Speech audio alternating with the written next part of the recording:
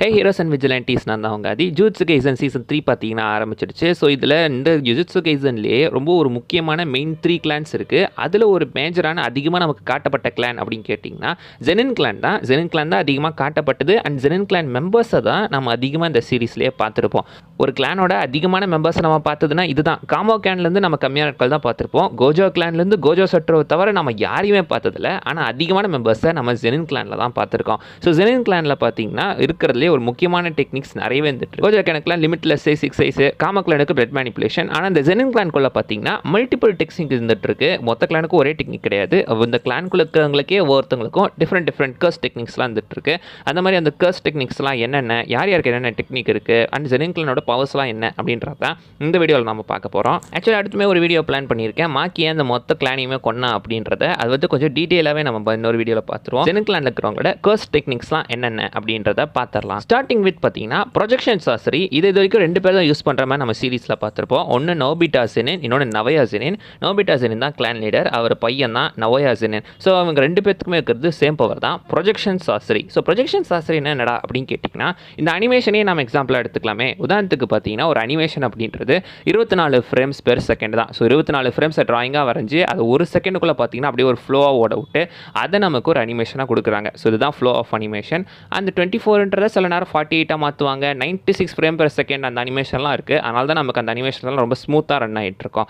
So இந்த மாதிரி பார்த்தீங்கன்னா 24 ஃப்ரேம்ஸ் பெர் செகண்ட் இருக்குல்ல, அந்த மாதிரி இந்த பவர் இருக்கிற சாஸ்திரஸ்னால ஒரு செகண்டை 24 ஃப்ரேமாக அவங்களால பிரித்து பார்க்க முடியும். அதாவது ஒரு செகண்டை 24 அவங்களால பிரித்து அந்த 24 ஃப்ரேம்ஸ்குள்ளே அவங்களால எங்கே வேணால் மூவ் பண்ண முடியும். ஸோ இப்படி அவங்க மூவ் பண்ணுறதுனால அவங்க பயங்கர ஸ்பீடாக மூவ் ஆவாங்க. ஸோ ஸ்பீடாக மூவ் ஆகிட்டு செம்ம ஸ்பீடாக மூவ் ஆகி எனிமீஸை அவங்களால ரொம்ப வேகமாக அட்டாக் பண்ண முடியும். ஸோ அவங்களோட ஸ்பீடு பயங்கரமாக இன்க்ரீஸ் ஆகும் இந்த ஒரு டெக்னிக்கை யூஸ் பண்ணும்போது. இது நோபிட்டா ஜெனின் நல்லாவே யூஸ் பண்ணியிருப்பாரு. நவயா ஜெனினுமே நல்லா யூஸ் பண்ண மாதிரி தான் கட்டிருப்பான். இன்ஃபேக்ட் நவயா ஜெனின் யூஸ் பண்ணும்போது தான் நம்ம அது கொஞ்சம் பிரம்மாண்டமாக பார்த்துருப்போம். பயங்கரமாக யூஸ் பண்ணிட்டு இருப்பான். தலைவே கோதிட்டுலாம் பார்த்தீங்கன்னா பஞ்ச் பண்ணிக்கிட்டு இருப்பான். பட் இந்த பவரை நம்ம ஸ்க்ரீன் டைமில் பார்த்ததுன்றது ரொம்ப கம்மி தான். இவங்க 2 பேரும் யூஸ் பண்ணியிருப்பாங்க. உண்மையிலே ஸ்பீடான ஒரு டெக்னிக். இதை நல்லா யூஸ் பண்ணி தான் உண்மையிலே நல்லா யூஸ் பண்ணியிருந்திருக்கலாம். டெக்னிக்கலி இது கொஞ்சம் பவர்ஃபுல்லான டெக்னிக் தான். ஆனால் இதுலேயுமே சில ட்ராபேக்ஸ்லாம் இருந்துட்டு இருக்கு. ஃபர்ஸ்ட் என்னன்னா அந்த ஒரு செகண்டில் 24 ஃப்ரேமாக நீங்கள் மூவ் பண்ணான்னு சொன்னீங்களே, அதை நீங்கள் முன்னாடியே முடிவு பண்ணியிருக்கணும். இப்போ ஒரு செகண்டில் இந்த 24 ஃப்ரேமுக்குள்ளே நான் இங்கே மூவ் பண்ண போகிறேன் அப்படின்றத நீங்கள் ப்ரீடிட்டர்மெண்ட்டாக முன்னாடியே முடிவு பண்ணால் தான் மூவ் பண்ண முடியும். அப்படி நீங்கள் மூவ் ஆக ஆரம்பிச்சிட்டிங்கன்னா நடுவில் உங்கள் வழியே சேஞ்ச் பண்ண முடியாது. அதாவது இந்த மூவ்மெண்ட்டில் இந்த ஒரு செகண்டில் 24 ஃப்ரேம் நான் இப்படி மூவ் பண்ண போகிறேன்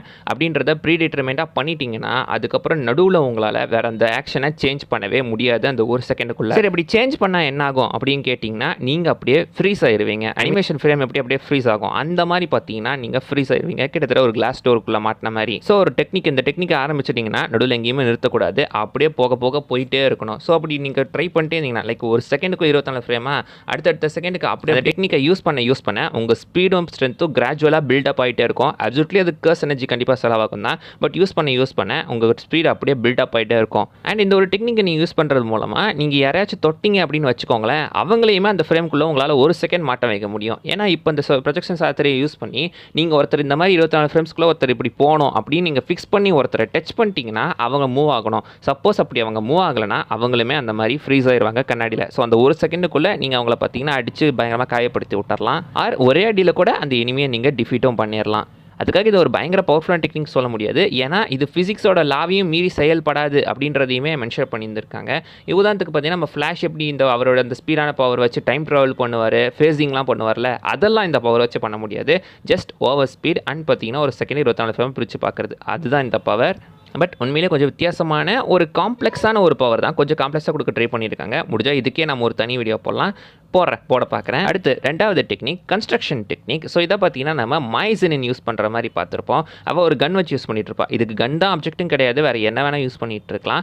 இது என்னன்னு கேட்டிங்கன்னா கர்ஸ் எனர்ஜி யூஸ் பண்ணி இல்லாத ஒரு பொருளை உங்களால் ஜஸ்ட் நத்திங்லேருந்தே கிரியேட் பண்ண முடியும். ஒன்றும் இல்லாத இடத்துல கூட உங்களால் ஒரு பொருளை உருவாக்க முடியும். ஃபார் எக்ஸாம்பிள் மாய்ஸினையே எடுத்துக்கிட்டோம். கிட்ட ஒரு ரிவால்வர் இருக்கும். அந்த ரிவால்வரில் மொத்தம் 6 புல்லட் தான் இருக்கும். இருக்கும். பட் 7வது ஒரு புல்லட்டை அந்த கன்லேருந்து அவளால் ஷூட் பண்ண முடியும் இந்த கன்ஸ்ட்ரக்ஷன் டெக்னிக் மூலமாக. இந்த கன்ஸ்ட்ரக்ஷன் டெக்னிக்கை யூஸ் பண்ணி அவளால் பார்த்தீங்கன்னா ஒன்றுமே இல்லாத இடத்த கூட ஒரு ஆப்ஜெக்ட் கிரியேட் பண்ண முடியல.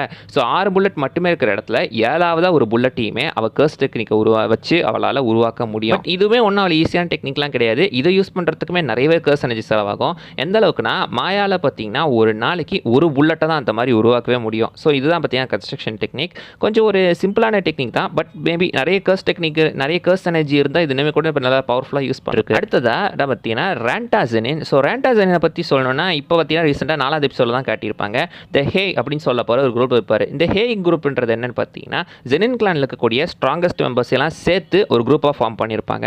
அவங்க செமி கிரேட் 1 சாசரஸ்க்கு மேலே இருக்கிறவங்க. செமி கிரேட் 1 இருக்கணும், இல்லைனா அதுக்கு மேலே இருக்கணும். அப்படி இருக்கிற சாசரஸை மட்டும்தான் இந்த டீமில் வச்சுருப்பாங்க த ஹே அப்படின்றதில். ஸோ ராண்டாசெனினும் அந்த டீமை சேர்ந்தவன் தான். அவனோட டெக்னிக் என்ன அப்படின்னு கேட்டிங்கன்னா அவனோட அந்த ஐஸை ஒருத்தர் மேலே ஃபோக்கஸ் பண்ணுறது மூலமாக அவங்கள அப்படியே ஹோல்டு பண்ணி வைக்க முடியும். அதாவது அவங்க இவனை பார்த்தாங்கன்னா போதும் அவனால் அங்கிட்டு இங்கிட்ட அசையாத மாதிரி அப்படியே நின்றுக்கிட்டு இருக்க முடியும். இதை யூஸ் பண்ணி தான் பார்த்தீங்கன்னா மாக்கியா ஒரு கொஞ்ச நேரம் ஹோல்டு பண்ணியிருப்பா. பட் இதுலேயுமே ஒரு ட்ராபேக் என்னன்னா அந்த கண்ணை யாராவது அட்டாக் பண்ணாங்கன்னா அப்சல்யூட்லி பார்த்தீங்கன்னா அந்த டெக்னிக் வந்துட்டு ஃபாலோ ஆயிரும். அண்ட் அவன் அதுக்கு கண்ணை ரொம்ப நேரம் ஓப்பன் பண்ணி வச்சுக்கிட்டே இருக்கணும். ஸோ ஓப்பன்லேயே இருந்தால் மட்டும்தான் அவங்களை அப்படியே ஹோல்ட் பண்ணி வைக்க முடியும். மூடிட்டானா அவ்வளோதான், இவனை மூடி முள்ளு வச்சுட்டு போயிடுவாங்க. ஸோ அவன் கண்ணை திறந்து ஒருத்தங்களை பார்த்துக்கிட்டே இருக்கிறது மூலமாக அவங்கள அப்படியே ஸ்டாப் ஆர் ஹோல்ட் பண்ணுறது ஆர் பேரலைஸ் இந்த மாதிரி ஏதோ ஒரு விஷயங்களை அதை பண்ண முடியும். அடுத்த டெக்னிக் பிளேசிங் கரேஜ். இந்த டெக்னிக்கை பார்த்தீங்கன்னா ஓஜி செனின் யூஸ் பண்ணுற மாதிரி நம்ம பார்த்துருப்போம். ஓகி செனின் வேறு யாரும் கிடையாது, நம்ம மாக்கியன் மாயோட அப்பா தான். அவரோட ஸ்வாடில் பார்த்தீங்கன்னா அந்த டெக்னிக் யூஸ் பண்ணுவார். ஸோ கர்ஸ் எனர்ஜி அந்த ஸ்வாடில் யூஸ் பண்ணுறது மூலமாக ஃபயர் அந்த ஸ்வாடால் கிரியேட் பண்ண முடியும். லிட்டரலாக ஃபயர் ஸ்வாட் நம்ம flame breath demon slayer flame breathing மாதிரி அந்த கத்தியை வச்சே பார்த்தீங்கன்னா அவ்வளோ ஃப்ளேம்ஸை ரிலீஸ் பண்ண முடியும். ஸோ அந்த கத்தி பற்றிக்கிட்டு எரியும். சப்போஸ் அந்த கத்தியை பாதியில் உடச்சிட்டா கூட இந்த ஃப்ளேம்ஸ் வச்சே அந்த கத்தியை திரும்ப பார்த்தீங்கன்னா ஃபுல்லாக உருவாக்க முடியும். அதான்த்துக்கு மாக்கி ஒரு டைம் பார்த்தீங்கன்னா அந்த கத்தியை வெட்டியிருப்பா. அவரோட ஃபயர் பவர் வச்சு திரும்ப அந்த கத்தியை உருவாக்கியிருப்பாருனா திரும்ப அது ஹீல் ஆயிருக்குன்னு சொல்ல மாட்டேன். பட் அந்த ஃபயரே கத்தி மாதிரி ஃபார்ம் ஆகிட்டு இருக்கும். புரியும்னு நினைக்கிறேன். அந்த ஃபயர் யூஸ் பண்ணி வெப்பனை அவங்களால கான்ஜூர் பண்ண முடியும். இதுதான் இந்த placing courage technique.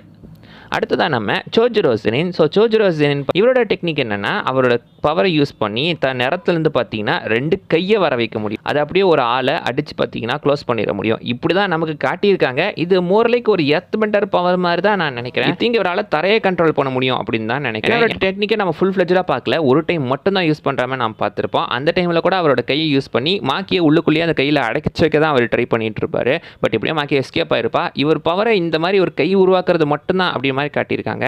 Maybe more like ஒரு எர்த் பெண்டர் மாதிரி இந்த பவர் வச்சு இனிமேல் நிறைய பண்ணலாம். பட் நமக்கு இப்படி தான் காட்டியிருக்காங்க. அடுத்து ஜினிச்சி செனின். ஜினிச்சி சென்னுமே பார்த்தீங்கன்னா இந்த கிளான் ஒன் ஆஃப் தான். பார்க்கறதுக்கு பயங்கரமாக தான் காட்டியிருப்பாங்க. பார்க்க ஆள்லாம் மாசா தான் இருப்பாப்ல. பட் எனக்கு ஆனால் மாக்கி இவர் தலையை பிடிச்சி கையில் எடுத்துகிட்டு வந்திருப்பா. அது வேற மேட்ரு. பட் ஸ்டில் பார்த்தீங்கன்னா இவர் பஞ்ச் பண்ணும்போது அவர் கூடவே சேர்ந்து ஏகப்பட்ட பிக் அந்த பெரிய கைங்கெல்லாம் வந்து சேர்ந்து பஞ்ச் பண்ணுற மாதிரி காட்டியிருப்பாங்க. அதுதான் இவரோட டெக்னிக். ஸோ இவர் அட்டாக் பண்ணும்போது பஞ்ச் பண்ணும்போது அவரோட ஒரு கை மட்டும் இல்லாமல் அவர் கூடவே சேர்ந்து ஒரு 100கணக்கான கைகள் வந்து அட்டாக் பண்ணுற மாதிரி தான். இது இல்யூஷன்ஸ் கிடையாது, அதெல்லாம் ரியாலிட்டி தான். ஏன்னா அந்த எபிசோட்லேயே நீங்கள் பார்த்தீங்கன்னா மாக்கி வரும்போது அந்த இடத்துல ஃபுல்லாக பாருங்களேன், உண்மையாகவே அந்த இடத்துல பள்ளங்கள் உருவாயிருக்கும். ஸோ அந்த இடத்துல வந்தது வெறும் இல்யூஷன் ஃபிஸ்ட்லாம் கிடையாது, ஒரிஜினல் ஃபிஸ்ட் தான். ஸோ அந்த பிக் ஃபிஸ்ட் எல்லாமே ஒன்று சேர்ந்து ஒரு ஆப்போனண்ட்டை அட்டாக் பண்ணுறதுக்காக யூஸ் ஆகுறது. இதுதான் அவரோட கர்ஸ் டெக்னிக். அண்ட் அட்லாஸ் பார்த்தீங்கன்னா ஜெனின் கிளானோட முக்கியமான டெக்னிக், இந்த கிளானோட லீடர் ஆகிறதுக்கு தகுதி கொடுக்கக்கூடிய ஒரு டெக்னிக் தான் டென் ஷேடோஸ் டெக்னிக். இதை நம்ம மெகுமி ஜெனின் யூஸ் பண்ணிட்டு இருப்பாப்ல. ஸோ இந்த கிளானோட இன்னேட் டெக்னிக்கா அண்ட் பயங்கர பவர்ஃபுல்லான ஒரு டெக்னிக்கா அந்த கிளானோட லீடர் ஆகிற அளவுக்கு இருக்கக்கூடிய ஒரு டெக்னிக் தான் இந்த 10 ஷேடோஸ் டெக்னிக். ஸோ இந்த டெக்னிக்கை யூஸ் பண்ணி பார்த்தீங்கன்னா ஷேடோஸ்லேருந்து இவங்களால 10 டிஃப்ரெண்ட்டான ஷிகிகாமிஸை சமன் பண்ணணும். இந்த ஷிகிகாமிஸ் எல்லாமே பார்த்தீங்கன்னா இவங்களுக்கு ஹெல்ப் பண்ணி இவங்க சண்டை போகிறதுக்கு அசஸ் பண்ணுறது மட்டும் இல்லாமல் அந்த பவர்ஸையுமே அவங்களால கிராண்ட் பண்ண முடியும். ஸோ அதில் 10 ஷிகிகாமிஸ் இருக்குது. ஃபர்ஸ்ட் பார்த்தீங்கன்னா டிவைன் டாக்ஸ் தான் இனிஷியலாக அவங்க அன்லாக் பண்ணுவாங்க. அடுத்து போக போக டிஃப்ரெண்ட் ஹேண்ட் சைன்ஸ் பண்ண ஒவ்வொரு மிருகமாக டேம் பண்ணி இவங்களால பார்த்தீங்கன்னா ஒவ்வொன்றுத்தையும் கண்ட்ரோல் பண்ண முடியும். இது வரைக்கும் நம்ம பார்த்தீங்கன்னா அனிமேல நிறைய பார்த்துருப்போம். பட் இன்னும் நம்ம நிறைய பார்க்க வேண்டியதெல்லாம் இருக்குது. பட் நம்ம பார்க்காத ஒரு கிரியேச்சருமே இருந்துட்டு தான் இருக்குது. அதுதான் டைகர் ஃபியூனரல். இது வரைக்குமே நம்ம அந்த கிரியேச்சரை மாங்காலையும் சரி அனிமேலையும் சரி பார்த்ததே கிடையாது. அதை தவிர்த்து மிச்சம் எல்லாத்தையுமே நம்ம பார்த்துருக்கோம். Divine dogs, Nue, toad, great serpent, max elephant, rabbit escape, round deer, piercing ox, Mahoraga, இது எல்லாத்தையுமே நம்ம அனிமேல பார்த்துருக்கோம். மெகுமி அதிகமாக பார்த்தீங்கன்னா மகோரகா தான் சமன் பண்ண ட்ரை பண்ணுவான். ஏன்னா மகோரகா தான் இந்த ஷிகிகாமிஸ்லேயே பயங்கர பவர்ஃபுல்லானது. ஈவன் அதை சமன் பண்ணவங்களால கூட பார்த்தீங்கன்னா அதை கண்ட்ரோல் பண்ண முடியாது. சமன் பண்ணுறவங்க அதை தோக்கடிச்சு டேம் பண்ணால் மட்டும்தான் அதை பார்த்தீங்கன்னா கண்ட்ரோல் பண்ண முடியும். ஆனால் மகோரகா டேம் பண்ணுறதெல்லாம் நடக்காத காரியம். ஏன்னா இது கிட்டத்தட்ட பார்த்தீங்கன்னா ஜூட்சு கேசனோட டூம்ஸ்டே மாதிரி. அந்த டூம்ஸ்டே கிடையாது, நான் டிசியோட டூம்ஸ்டேவை சொல்கிறேன். ஏன்னா டிசி டூம்ஸ்டேவை பார்த்தீங்கன்னா நீங்கள் ஒரு டைம் அட்டாக் பண்ணிட்டீங்க அப்படின்னு வச்சுக்கோங்களேன், அந்த அட்டாக்கு நெக்ஸ்ட் டைம் அவன் அடாப்ட் ஆயிடுவான். ஸோ திரும்ப நீங்கள் அதே அட்டாக் வச்சு அவனை அட்டாக் பண்ணாலும் அவனுக்கு எந்த ஒரு டேமேஜுமே இருக்காது. எக்ஸாக்ட்லி மஹோரகம் அதே மாதிரி தான். ஒரு டைம் நீங்கள் அதை ஒரு அட்டாக் வச்சு அட்டாக் பண்ணிட்டீங்கன்னா அந்த அட்டாக் ஏற்ற மாதிரி மஹோரகா அடாப்ட் ஆயிரும். அப்படி அடாப்ட் ஆயிடுச்சுன்னா அதுக்கப்புறம் அதே டெக்னிக் வச்சு அதை டிஃபைட் பண்ண முடியாது. ஸோ இதுதான் பற்றியா மஹோரகா. உண்மையிலே இது ஒரு பயங்கரமான டெக்னிக் தான். ஏன்னா முன்னொரு காலத்தில் கோஜா கிளானை சேர்ந்த 6 ஐஸ் லிமிட்லெஸ் யூஸருக்கும் ஜெனின் கிளான் சேர்ந்த ஒரு 10 ஷேடட் டெக்னிக்ஸ் யூஸருக்கும் பார்த்தீங்கன்னா சண்டை வந்து 2 பேருமே செத்து போயிட்டாங்களாம். ஸோ அந்த அளவுக்கு இதுவுமே ஒரு பவர்ஃபுல்லான அவங்களுக்கு ஈடு கொடுக்கக்கூடிய ஒரு டெக்னிக் தான். அண்ட் இதில் சப்போஸ் பார்த்தீங்கன்னா ஒரு ஷிகிகாமி செத்துன்னு வச்சுக்கோங்களேன், அந்த ஷிகிகாமியோட பவரை இன்னொரு ஷிகிகாமிக்கு ட்ரான்ஸ்ஃபர் பண்ண முடியும். ஃபார் எக்ஸாம்பிள் டிவைன் டாக்ஸ் அதுங்க ட்வின்ஸாக வந்துட்டு இருக்கும் பிளாக் அண்ட் ஒயிட்டாக. ஆனால் அதில் ஒரு டாக் செத்ததுக்கப்புறம் இன்னொரு டாக் கூட உடம்போட அது ஸ்பிரிட் போகி அது ரெண்டுமே சேர்ந்து கிட்டத்தட்ட ஒரு வேர்வல்ஃப் மாதிரி ஃபார்மேஷனுக்கு மாற மாதிரி காட்டியிருப்பாங்க. அண்ட் 2 ஷிகிகாமியும் மெர்ஜும் பண்ண முடியும். லைக் டோடியும் நுவேவியும் சேர்த்து அவரும் பார்த்தீங்கன்னா வந்துட்டு ஒரு வித்தியாசமான ஷிகிகாமியை கிரியேட் பண்ணியிருப்பாப்ல.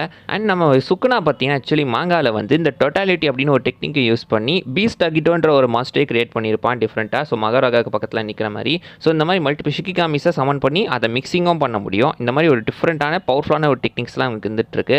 அண்ட் அந்த ஷேடோஸ்க்குள்ள வெப்பனையுமே அவங்களால கேரி பண்ணி கொண்டு போக முடியும். ஸோ எப்போ தேவையோ அந்த வெப்பனை கூட அந்த ஷேடோஸ் மூலமே அவங்களால சமன் பண்ணிக்க முடியும். ஸோ இந்த மாதிரி பயங்கர பவர்ஃபுல்லான டெக்னிக்ஸ்லாம் இந்த 10 ஷேடோஸ் யூஸரால் பண்ண முடியும். ஸோ இதுதான் ஜெனின் கிளானோட டெக்னிக்ஸ். உண்மையிலேயே பார்த்தீங்கன்னா ஒரு நல்ல கிளான் தான். பட் அவங்களோட திமிராலே அவங்க அழிஞ்சிட்டாங்க அப்படின்னு தான் சொல்லணும். அதை பற்றி நான் அடுத்த வீடியோவில் எக்ஸ்பிளைன் பண்ணுறேன்.